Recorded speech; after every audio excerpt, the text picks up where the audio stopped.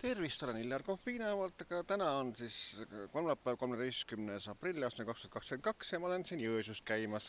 Ja näitaks teile seda Jõesuu, siin mis kunagi tehti siin uhke sükene, noh, kus külamärgid saavad toimuma.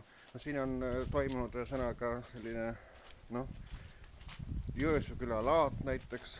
Praegu siin kõik nagu seisavad, et miks ei tehta siin seda laata edasi. Nii, seal on niisugune laste liumägi ja siin on sellised pingid, kus inimesed said istuda, kui oleks keegi, kes lava peal oleks esinenud. Ja siin on praegu lava selline, et ega see lava peal eriti minna ega julge, et võib läbi kukkuda äkki. Nii et vaadake, millised suured augud on siin sees. Seinaplaadid on maha kukkunud.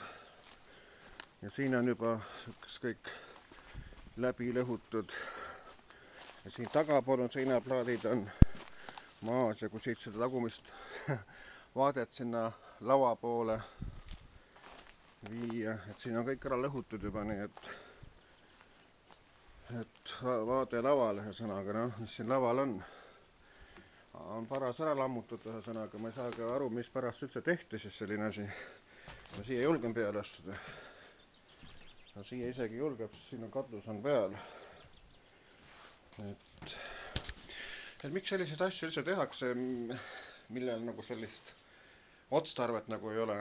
Et kunagi oli seal eespool oli ristipaar või siis ütleme, noh, Jõesuu Miia või see oli seal kunagi elas ja tegi mõmbrustööd ja sideagentuur oli.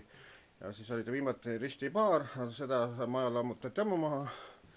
Ja siis asemele tehti selline odavatest niinimetatud koerakuudilautadest tehti selline, noh, ma ei tea, laululava on, mida siin on.